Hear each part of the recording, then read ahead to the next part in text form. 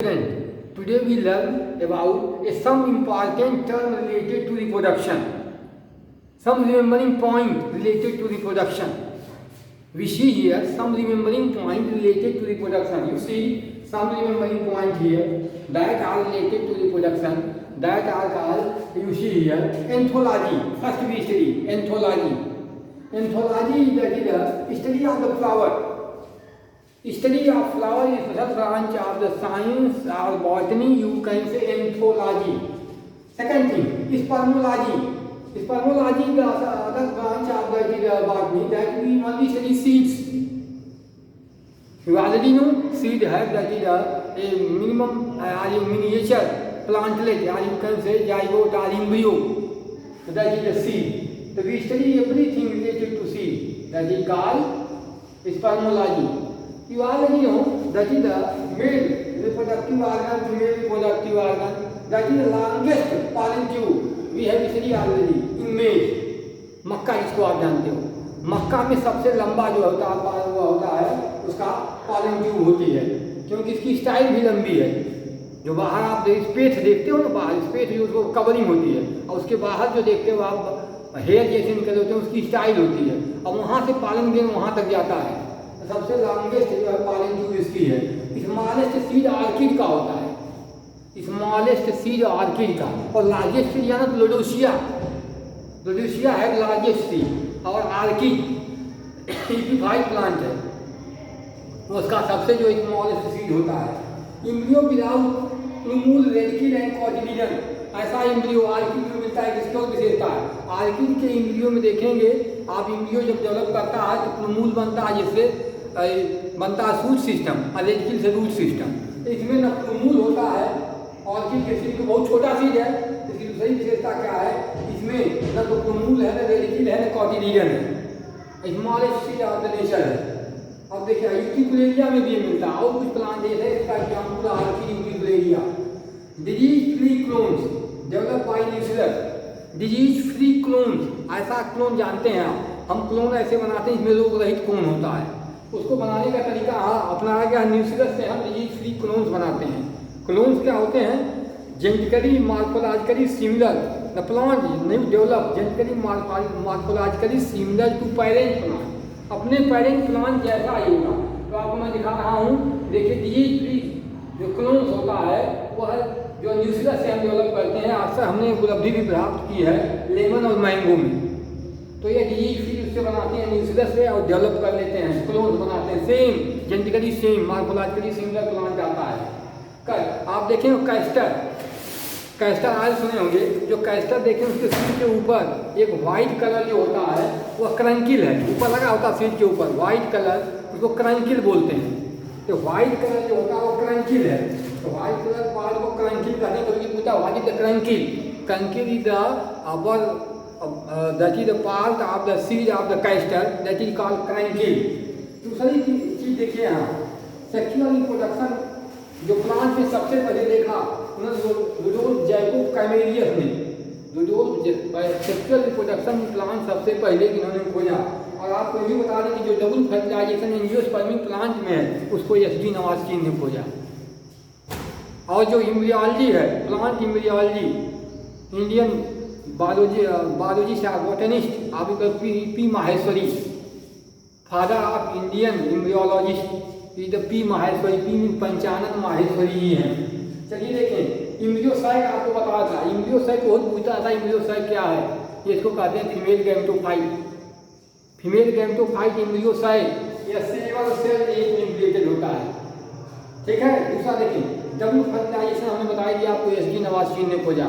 कुछ इसके remembering point हमने इकट्ठा किए हैं. इससे किससे related, sexual reproduction in flowering plant. तो ये कुछ रिमेंबरिंग पॉइंट है, इसको आपका ध्यान में रखते हैं. तो कुछ आपको ये कंपटीशन के पॉइंट ऑफ व्यू से और आपके सिलेबस के पॉइंट ऑफ व्यू से, दोनों के पॉइंट ऑफ व्यू से वेरी इंपॉर्टेंट है. हम एक बार आपको ओवरव्यू रिवाइज करते हैं सम टर्म्स की. जो टर्म हमने पढ़ा लिए हैं आपको उससे रिवाइज करके देखिए आप कुछ टर्म रिलेटेड टू रिप्रोडक्शन, और एक एक को एक्सप्लेन करते हैं क्या है, पूछे जाते हैं अक्सर ये कंपटीशन को लेकर के. और यहाँ जो आपके सिलेबस में भी एनसीईआरटी के सिलेबस में भी पूछे जाते हैं.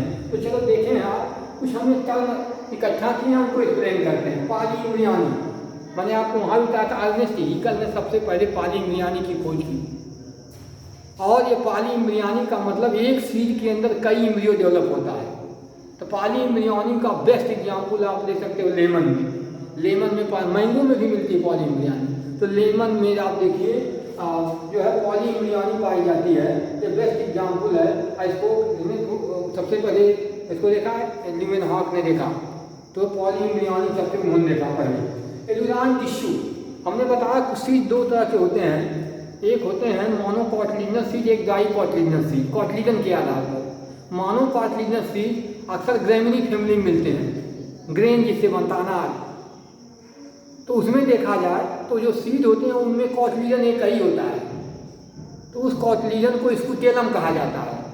The cotyledon present in monocotyledonous seed is called scutellum. जैसे एग्जाम्पल मेज मोनोकॉटिलिडनस सीड है, उसमें देखेंगे तो चारों तरफ उसके जो इंडोस्पर्म है उसकी जो बाहरी लेयर है वो 2-3 लेयर मोटी एलुरान की टिश्यू बनाती है, एलुरान की परत बनाती है, टिश्यू ग्रुप ऑफ सेल होती है, एलुरान की होती है।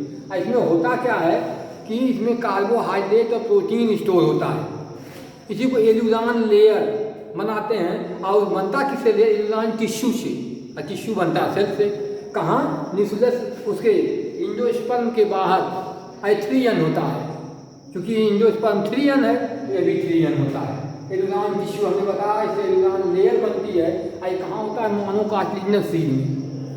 आपको एक और बताएं, जो मोनोकॉटिलिडनस सीड है, जैसे आपको मेज को ग्रेन कहते हो, मक्के का दाना बोलते हो, ग्रेन सब लगाते हो आप। दाना क्यों बोलते हो? क्योंकि इसमें फ्रूट वाल और सीड वाल, सीड कोट उसकी टेस्टा और टेगमेंट सुने, टेस्टा और फ्रूट वाल उसकी पेरिकार्ड एक में अटैच होते हैं, सटे होते हैं, तो उनको ग्रेन कहते हैं, जैसे मक्के का दाना। और सब जितनी हमारे यहाँ जो है ग्रेन है उसमें उनको ग्रेन कहा जाता है, अनाज कहा जाता है। वह सब आते हैं अक्सर आपको एक मोनोकॉटिलिडनस में है, और दूसरा इनमें जो होता है वह ग्रेमिनी फैमिली है, उसी में आते हैं सब। तो जो आपको ग्रेमिनी फैमिली के प्लांट हैं उसी में देखिए एलुरान टिश्यू भी मिलता है, और उसी में जो आपको बताया हमने कि ये सीड जो होते हैं, एक और चीज़ जान लीजिए, वो इंडोस्पर्मिक होते हैं। इनमें न्यूट्रिशन इंडोस्पर्म से होता है, और उस आधार पर सीड दो endospermic, non endospermic seed. Endospermic को अभी आगे बताएंगे एल्बुमिनस है, और नॉन इंडोस्पर्मिक नॉन एल्बुमिनस है, जिसमें न्यूट्रिशन इंडोस्पर्म से, इंडोस्पर्म 3n होता है। तो इसको इंडोस्पर्मिक, इसमें जो होता है कॉटिलिडन से होता है, उसको नॉन इंडोस्पर्मिक कहते हैं। जैसे पी आपका नॉन इंडोस्पर्मिक कॉटिलिडन से होता है, ग्राम आपका जो है नॉन इंडोस्पर्मिक है। तो आप देखिए यहाँ इसको कहते हैं एलुरान टिश्यू, बहुत पूछता है बाकी एलुरान टिश्यू। तो सही चीज़ देखिए ऑटोगैमी। ऑटोगैमी क्या होती है? दो तरह के पॉलिनेशन होते हैं, एक होते हैं सेल्फ पॉलिनेशन और एक होते हैं क्रॉस पॉलिनेशन। सेल्फ पॉलिनेशन को ऑटोगैमी भी कहते हैं, और क्रॉस पॉलिनेशन को एलोगैमी कहते हैं। तो सेल्फ पॉलिनेशन में ऑटोगैमी होती है, और क्रॉस पॉलिनेशन में जो होता है उसको कहते हैं, एक दूसरा टर्म होता है, उसको कहते हैं एलोगैमी कहते हैं। तो देखिए ऑटोगैमी है, एलोगैमी है। अब देखेंगे आप कि एलोगैमी जो होती है, ऑटोगैमी जो होती है, इसमें एपोगैमी और एपोस्पोरी दो शब्द लगा हुआ है। एपोगैमी क्या होती है देखा जाए, the formation of embryo without fertilisation. Apomixis सुने हैं? एपोमिक्सिस दो तरह की, एपोगैमी है और दूसरा है एपोस्पोरी है। एपोमिक्सिस ये सेक्सुअल एम्ब्रियो बोलते हैं, अभी आगे भी है, यहाँ भी बता दे रहे हैं। एपोमिक्सिस को ये सेक्सुअल एम्ब्रियो बोलते हैं। तो एपोमिक्सिस देखिए हमने यहाँ लिखा था, एपोमिक्सिस को ये सेक्सुअल एम्ब्रियो बोलते हैं। दो तरह की होती है एपोमिक्सिस, जिसमें बिना फर्टिलाइजेशन के एम्ब्रियो बन जाता है, इसलिए ये सेक्सुअल एम्ब्रियो बोलते हैं। अब ये दो तरह से बनता है, कि एपोगैमी की एपोस्पोरी है। एपोगैमी क्या है? जब हेप्लॉइड सेल से एम्ब्रियो बनता है, जैसे हेप्लॉइड सेल कहाँ कहाँ है? एक सेल नहीं, जैसे आप बिना फर्टिलाइजेशन के हेप्लॉइड सेल, जैसे सिनर्जिड है, आपको एंटीपोडल सेल है।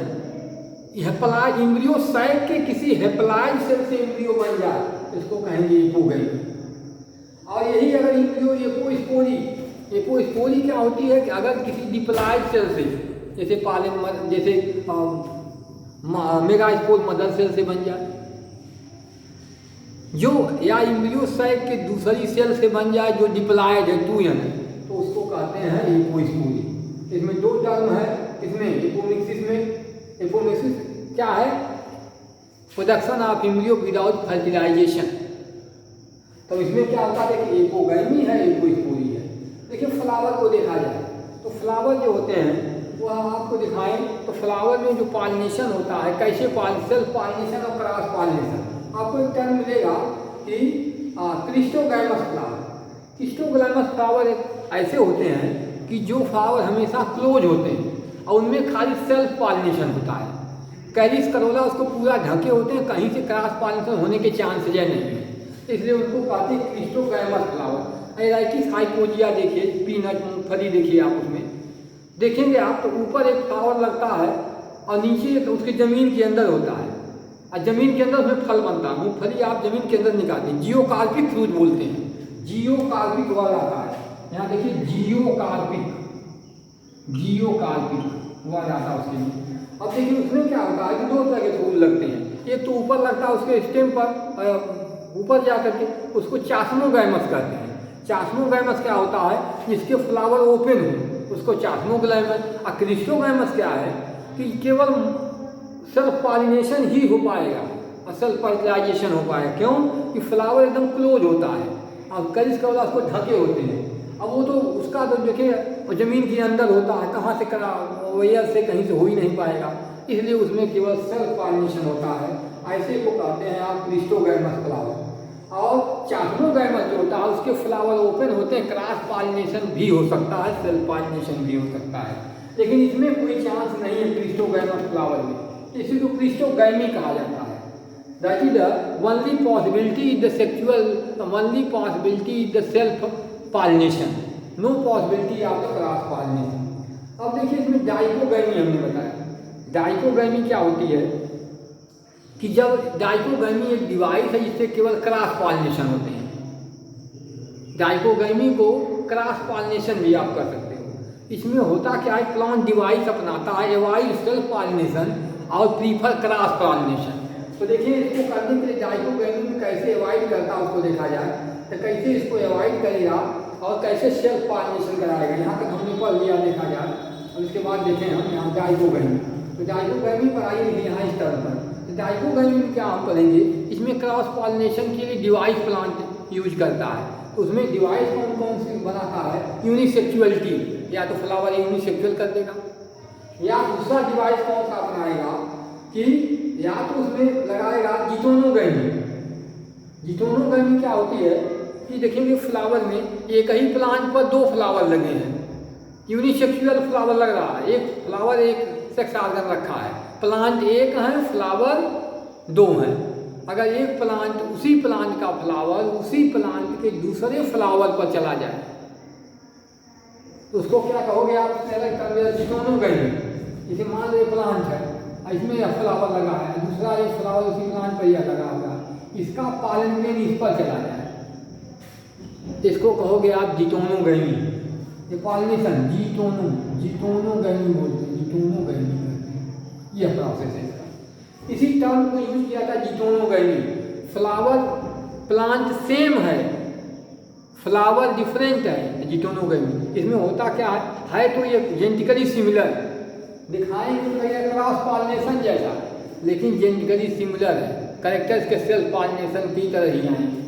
दूसरा एक होता है इसमें, ये है क्या कि सेल्फ पॉलिनेशन के रोकने की डिवाइसें हैं। दूसरा आपको दिखाएं, एक होता है जिटोनोगैमी, एक होता है जीनोगैमी। जीनोगैमी दूसरा टर्म है, जीनोगैमी में क्या होता है, ये प्लांट एक ही स्पीसीज के 2 प्लांट हैं, एक यहाँ सपोज करिए यही स्पीसीज का दूसरा प्लांट है, दूसरा प्लांट, इसका पालन अगर इस पर चला गया सब कुछ करिए, जिनके प्लांट स्पीसीज सेम है, ये प्लांट दोनों की स्पीसीज सेम हो, अगर इसका फ्लावर इस पर चला गया कहेंगे जीनोगैमी करके, इसी का नाम है जीनोगैमी। ये देखिए प्रोसेस, अगर इस प्लांट जेनेटिकली सिंगल प्लांट है लेकिन 2 प्लांट है, इसका पालन में बच रहा है तो जीनोगैमी करते हैं। कभी कंफ्यूज मत होइए, यह जिटोनोगैमी है और दूसरा क्या जीनोगैमी है। अब एक और देखेंगे इमैस्कुलेशन टर्म आता है, ये यह हम जो होता है आर्टिफिशियल पॉलिनेशन कराने के लिए होता है। इमैस्कुलेशन, देखिए डाइकोगैमी, चास्मोगैमस, इमैस्कुलेशन टर्म देखा जाए। इमैस्कुलेशन क्या है, देखा जाता है प्लांट में एक डिवाइस होती है इमैस्कुलेशन की। प्लांट की एक डिवाइस है इमैस्कुलेशन। इसे मान लीजिए कि हम क्रॉस पॉलिनेशन करना चाहते हैं। सपोज करिए क्या है इमैस्कुलेशन, हम चाहते हैं कि एक क्रॉस पॉलिनेशन करा के कैरेक्टर चेंज करें और दो एक ही स्पीशीज के दो वैरायटी के हमने प्लांट लगा दिए। प्लांट में सपोज करिए फ्लावर आ गया है, सपोज करो हमने लगा दिया एक प्लांट, यहाँ उसी स्पीशीज का दूसरा प्लांट लगा दिया। सपोज करिए कि हमको क्रॉसिंग कराना है, एक लंबा है, एक छोटा है, टाल है, एक ड्वार्फ है। हम चाहते हैं कि इसका पॉलन ग्रेन जब बने तो इसको इस पर हम डाल दें और देखिए जो सीड बनता है उसमें कैरेक्टर क्या आता है। आर्टिफिशियल क्रॉस पॉलिनेशन कराने की विधि है। तो करते क्या है इसमें, तो इसको ट्रांसफर करेंगे, इसका भी पॉलन ग्रेन होगा इसमें, तो इसके पॉलन ग्रेन को हम कट कर देते हैं क्योंकि कहीं सेल्फ न हो जाए, और इसको हम यहाँ से निकाल के इस पर ट्रांसफर हाथ से कर देते हैं उसके स्टिग्मा पर। और इसमें क्या करते हैं, इसके सभी पॉलन ग्रेन को पहले ही जब ये इमैच्योर होता तब तक कट करके सीजर से कट करके निकाल देते हैं कैंची से।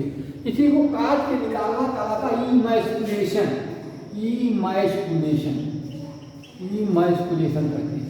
तो इसके पॉलन ग्रेन क्यों काट देंगे, क्यों काटेंगे, इसका भी सेल्फ पॉलिनेशन हो जाए तो हम कैरेक्टर बदल जाएगा, इसलिए हम कर रहे हैं। तो इसका पॉलन ग्रेन इस पर ट्रांसफर करेंगे और पॉलन ग्रेन को काट के removal of the pollen grain का इमैस्कुलेशन। फिर क्या करते हैं, कहीं एयर से प्लांट से पॉलिनेशन हो जाए तो पॉलीथीन बैग से इसको ढक देते हैं, इसी को बैगिंग कहते हैं। ये टर्म बार बार पूछा जाता है, what is emasculation, bagging. It is the device for cross pollination, artificial cross pollination. अभी हम बैगिंग क्यों करते हैं, कहीं से बाहर से कोई पॉलन ग्रेन आके इस पर पड़ न जाए, इस पता चलेगा कि हम कैरेक्टर दूसरा ढूंढ रहे हैं, दूसरा आ जाए कैरेक्टर। इस प्रकार से इसमें हम क्या करते हैं, इसको बैगिंग कर देते हैं और removal of pollen grain from one plant emasculation कहलाता है। तो आपको हमने बता दिया था इमैस्कुलेशन, तो हमारा इमैस्कुलेशन भी हो गया। जिटोनोगैमी हमने बता ही दिया है आपको। देखिए सेल्फ पॉलिनेशन के रोकने की एक और विधि हार्कोगैमी। पॉलन और पिस्टिल के बीच में बैरियर लग जाता है। हार्को माना होता है बैरियर, तो पॉलन पिस्टिल बैरियर रहता है तो प्लांट बाइसेक्सुअल है, फ्लावर भी बाइसेक्सुअल है, लेकिन हो क्या रहा है कि सेल्फ पॉलिनेशन रोक देगा, तो उसका पॉलन ग्रेन उस पर नहीं पड़ पाएगा, दूसरे प्लांट का आएगा तो पड़ेगा, क्योंकि plant prefer cross pollination. Plant हमेशा क्रॉस पॉलिनेशन को ही पसंद करता है, जबकि बाइसेक्सुअल है, लेकिन इसके लिए डिवाइस अपना लेता है। उस डिवाइस में हार्कोगैमी भी एक डिवाइस है, बैरियर, हार्कोगैमी लिखी है। ये बैरियर बीच में पॉलन पिस्टिल के बीच में, मेल फीमेल पार्टनर के बीच में बैरियर लग जाता है और जिससे ये सेल्फ पॉलिनेशन रोक लेता है, क्रॉस पॉलिनेशन कर देता है। अच्छा, दूसरा एक और तरीका अपनाता है कुछ प्लांटों में, फ्लावर में, हेटेरोस्टाइली। हेटेरोस्टाइली लोग कहेंगे स्टाइल का, हेटेरोस्टाइली अपनी स्टाइल की साइज लंबी कर देगा। अब पॉलन ग्रेन छोटा है, स्टाइल लंबी है, तो ये वहाँ पहुँच नहीं पाता आप जो है, और उसका जो है मेल पार्टनर स्टेमेन छोटा है और उसकी स्टाइल स्टिग्मा स्टाइल वही बता ना, स्टाइल लंबी कर देगा, हेटेरोस्टाइली कर देता तो गिर जाता है। अपनी मैच्योरिटी टाइम को घटा देता है रोकने के लिए। मैच्योरिटी टाइम क्या है, मेल पार्टनर को पहले मैच्योर कर देगा, उसको पोटेंडरी कहते हैं, या मेल पार्टनर को पहले मैच्योर कर देगा, प्रोटोगाइनी कहते हैं। तो यह पोटेंडरी, प्रोटोगाइनी, हार्कोगैमी, हेटेरोस्टाइली, ये सब इफेक्ट किसके लिए हैं, check the self pollination and plant prefer cross pollination। तो प्लांट सेल्फ पॉलिनेशन को रोक करके क्रॉस पॉलिनेशन को पसंद करता है, इसके लिए डिवाइसें अपनाता है। वह डिवाइस क्या है, उसी का नाम है, कहते हैं या तो क्या करेगा, हार्कोगैमी लगा देगा, बैरियर लगा देगा, या फ्लावर यूनिसेक्सुअल ही लगाएगा, यूनिसेक्सुअलिटी बना लेगा। या तीसरा तरीका क्या बनाएगा कि हेटेरोस्टाइली कर देगा, स्टाइल की साइज अलग कर देगा, या मैच्योरिटी टाइम अलग कर देगा। पोटेंडरी और प्रोटोगाइनी बता था। प्रोटेंडरी क्या है, maturation of the male partner stamen earlier than the female partner reproductive organ से पहले मेल रिप्रोडक्टिव ऑर्गन को मैच्योर करता है, पोटेंडरी। एक और करता है कभी कभी किसी प्लांट प्रोटोगाइनी। तो गायनी क्या डिवाइस है, यह क्या करता है कि गायनोशियम को पहले मैच्योर कर लेगा, कार्पेल को पहले मैच्योर कर लेगा। अभी उसका एंथर मैच्योर नहीं है, पालन ग्रेन बना ही नहीं है, तो सेल्फ पॉलिनेशन होगा, दूसरे फ्लावर का आएगा जिसका मैच्योर हो गया होगा। तो इस प्रकार से वो भी एक डिवाइस बना लेता है। ये डिवाइस इसकी है सेल्फ पॉलिनेशन को रोकने के लिए। और आप देखिए यहाँ हमने आपको टर्म लिखा जीनिया। जीनिया फोक ने एक देखा तरीका क्या कि what is the effect of pollen grain on the endosperm. किसी भी प्लांट के सीड में जो एंडोस्पर्म बनता है उस पर पॉलन ग्रेन के इफेक्ट का अध्ययन किया, उसी को जीनिया कहा गया। Effect of the pollen grain on the that is the structures are that is everything on the endosperm. Endosperm पर पॉलन ग्रेन के प्रभाव का अध्ययन जीनिया कहा जाता है। और दूसरा वही टर्म एक होता है मेटाजीनिया, हमने इसको अलग लिख दिया है, जीनिया और दूसरा था मेटाजीनिया। मेटाजीनिया क्या है, इसमें भी हम पॉलन ग्रेन की स्टडी करते हैं एम्ब्रियो साइक के बाहर, क्योंकि एंडोस्पर्म कहाँ होता है, एम्ब्रियो साइक में। एम्ब्रियो साइक के बाहर क्या कैरेक्टर डेवलप होते हैं, पॉलन ग्रेन का इफेक्ट क्या पड़ता है उन पर, इसका स्टडी किया गया है किसमें, मेटाजीनिया में। तो दो टर्म आते हैं जीनिया और मेटाजीनिया, इससे रिलेटेड कंपोजिशन बहुत आते रहते हैं, तो आपको कंफ्यूजन ना हो है क्या जीनिया और मेटाजीनिया। आप सुने होंगे पेरिस्पर्म, एक शब्द आता पेरिस्पर्म। आपको मालूम है कि ओव्यूल में होता है न्यूक्लियस, किसी न्यूक्लियस के रोल खत्म हो जाते हैं बाद में, किसी प्लांट में के सीड में न्यूक्लियस पड़ा रहता है और वही न्यूक्लियस पेरिस्पर्म बनाता है। न्यूक्लियस से क्या बनता है, न्यूक्लियस से बनता है पेरिस्पर्म। जैसे आपको देखें ब्लैक पेपर, काली मिर्च देखे हैं, उसमें जो ऊपर से कवरिंग बाहर की तरफ घेरे हुए हैं वही है पेरिस्पर्म। एक न्यूक्लियस की कवरिंग को जब में परसिस्टेंट पड़ा रहता है, बहुत अस्थायी, खत्म नहीं होता है, उसी का नाम यहाँ पेरिस्पर्म कर दिया गया है। Nucleus is called perisperm that long duration. Sporopollenin सुने होंगे आप, यह देखिए आपका पॉलन ग्रेन है, पॉलन ग्रेन में यह लेयर की जाइन है और यह लेयर इंटाइन है। एक जाइन जो होती है स्पोरोपोलेनिन की बनी, sporopollenin name of the chemical इसकी बनी होती है। इससे होता क्या है, यह बहुत ऐसा केमिकल है, इस पर किसी चीज़ का इफेक्ट नहीं पड़ता, इसे पॉलन ग्रेन सेफ होता है। तो उसको क्या करते हैं कि स्पोरोपोलेनिन पर एंजाइम का प्रभाव, टेम्परेचर का प्रभाव, लाइट का प्रभाव, एयर का प्रभाव, वाटर का प्रभाव कम आता है, सब कुछ प्रूफ बन के होता है। इसलिए पॉलन ग्रेन को सेफ करना आसान है, इसलिए पॉलन बैंक बनाए जा रहे हैं। इसको क्रायो प्रिजर्वेशन -196 डिग्री, आप जानो उसको 196 सेंटीग्रेड पर पॉलन ग्रेन को स्टोर किया जाता है। कैसे, लिक्विड नाइट्रोजन में बहुत दिन तक हम रख सकते हैं, तो लिविंग रहेगा, बस इसकी ऑल एक्टिविटी स्लो डाउन रहे, खराब नहीं होगा। कभी हम इससे जो है डेवलप कर सकते हैं प्लांट जरूरत पड़ने पर। तो पॉलन ग्रेन को हम स्टोर कर रहे हैं, क्योंकि स्टोर करना पॉलन ग्रेन आसान होता है, छोटा है, और पॉलन बैंक बना रहे हैं। इसी को -196 डिग्री सेंटीग्रेड पर स्टोर करना क्रायो प्रिजर्वेशन कहलाता है। क्रायो प्रिजर्वेशन कहलाता है। Cryo preservation the storage of that is the pollen grain at low temperature is called cryopreservation, that is degree 196 degree centigrade that is what। तो pollen grain को हम इस centigrade नीचे ताप पर -196 डिग्री सेंटीग्रेड ताप पर स्टोर करते हैं, जो क्रायोप्रिजर्वेशन करते हैं। ऐसे से हम पॉलन बैंक बना रहे हैं। तो बाद में हमको जिन प्लांट खत्म हो जा रहे हैं, एक्सटिंक्शन पर हैं, उनको भी हम चाहेंगे तो उत्पन्न कर लेंगे, डेवलप कर लेंगे, क्योंकि ओमनी सेलुला ई सेलुला cell can be made by pre existing. Rudolf Virchow ने कहा था, स्टेटमेंट रुडोल्फ विर्चो का, ओमनी सेलुला ई सेलुला, ये मैं नहीं, ये लैटिन वर्ड है, रुडोल्फ विर्चो,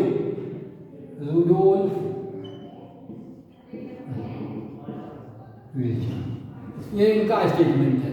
मैंने कहा क्या, cell can be made by pre existing cell, हम सेल को बना सकते हैं, लिविंग को बना सकते हैं, कब, जब सेल होगी तब। तो इसलिए हम इसको स्टोर कर रहे हैं पॉलन बैंक में, ऐसे हम सेल बनाएंगे। दूसरी चीज देखिए, आप सुने होंगे पार्थिनोकार्पी एक डिवाइस है या प्लांट नेचुरल पार्थेनोकार्पी होती है और पार्थेनोजेनेसिस दोनों देखिए। तो दो टर्म हमारे पास में पार्थेनोजेनेसिस और पार्थेनोकार्पी। पार्थेनोजेनेसिस क्या है? Reproduction, production of that is the new organism without fertilisation of the ovule और एग सेल। एक सेल के बिना फर्टिलाइजेशन का अगर हमको मिल जा रहा है क्या, बिना फर्टिलाइजेशन के जो है हमको न्यू प्लांट मिल जा रहा है, न्यू सीड बन जा रहा है, इसको कहते हैं पार्थेनोजेनेसिस। अच्छा, अगर बिना फर्टिलाइजेशन के ओव्यूल के ओवरी फ्रूट में बदल जा रही है तो इसको कहते हैं पार्थेनोकार्पी। सेम कंफ्यूजिंग न रहे, पार्थेनोकार्पी कहते हैं। बहुत से फ्रूट ऐसे हैं सीडलेस होते हैं, जैसे बनाना मैंने बताया था नेचुरल पार्थेनोकार्पी है। हम कुछ इंड्यूस्ड पार्थेनोकार्पी बना रहे हैं, कुछ ऐसे फल डेवलप कर रहे हैं जिसमें सीड नहीं है, बिना सीड वाला फल डेवलप कर रहे हैं।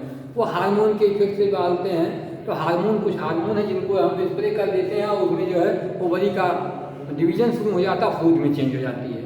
तो ऐसे आर्टिफिशियल पार्थेनोकार्पी नेचुरल हमारे जो अंगूर में है, जैसे देखिए आपको केला है, सीड नहीं मिलता है। अब पार्थेनोजेनेसिस क्या है? Without fertilisation of ovule, formation of the new embryo is called parthenogenesis. इसको दूसरा नाम देते हैं वर्जिन रिप्रोडक्शन। वर्जिन एनिमल में भी होता है पार्थेनोजेनेसिस, जैसे हनी बी का मैंने बताया था, उसको कहते हैं वर्जिन। वर्जिन माने विदाउट मैरिड, वर्जिन सब लगाते हैं, वर्जिन रिप्रोडक्शन के नाम से जानते हैं। चलो देखें, अब देखिए जब पॉलन ग्रेन दिखा था आपको, एक लिखा पॉलीसाइफोनी। यहाँ देखिए आइए, पॉलीसाइफोनी क्या है? यहाँ देखिए कि पॉलीसाइफोनी में क्या होता है कि जब पॉलन ग्रेन कहाँ जाता है एंथर पर, तो वहाँ जर्मिनेट करता है और पॉलन ट्यूब बनाता है। अगर एक से अधिक पॉलन ट्यूब वहाँ बनने लगी, कई पॉलन ट्यूब बन रही है, इसको पॉलीसाइफोनी कहते हैं। Maximum that is the greater number of pollen tube that are made. Pollen tube क्या बनाएगी? जब पॉलन ग्रेन जर्मिनेट करेगा तो पॉलन ट्यूब बना करके कहाँ जाएगा? फर्टिलाइजेशन के लिए ओव्यूल के अंदर जाएगा। तो वही अगर बहुत बनती है इसको पॉलीसाइफोनी कहते हैं। तीसरी लेयर जो होती है आपको टाइपिटम, एंथर वाल है। टाइपिटम की लेयर होती है एंथर में। एंथर कहाँ है? मेल रिप्रोडक्टिव ऑर्गन में एंथर होता है। एंथर की लेयर है, 3 लेयर होती है, उसमें टाइपिटम लेयर है। टाइपिटम लेयर में होता क्या? पॉलन ग्रेन का नरिशमेंट होता है, इस लेयर को टाइपिटम कहते हैं। It nourish the pollen grain. तो पॉलन ग्रेन मेल ग्रेन बनने जा रहा है, उसका नरिशमेंट करती है, इसको टाइपिटम कहा जाता है। यह जो है नरिशमेंट के लिए होती है। आपको क्रायो प्रिजर्वेशन हमने दे ही दिया कि लो टेम्परेचर पर preservation of genetic material at low temperature -196 the cryopreservation is the technique device or artificial device that storage of the genetic material at low temperature is called cryopreservation that are -196 centigrade. अब देखिए seed को हमने बताया था 2 तरह के seed हैं। एक सीड जिनमें एंडोस्पर्म मिलता है, अक्सर ग्रामीणी फैमिली के प्लांट में जितने ग्रेन्स हैं, मक्का है, गेहूँ है, सब उनमें क्या पाए जाते हैं कि जो न्यूट्रिशन होता है वह एल्बुमिनस होते हैं। वह सब एल्बुमिनस। एल्बुमिनस का मतलब कि उनको कहते हैं इंडोस्पर्मिक सीड, स्पर्मिक सीड। इसी का दूसरा नाम है एल्बुमिनस सीड।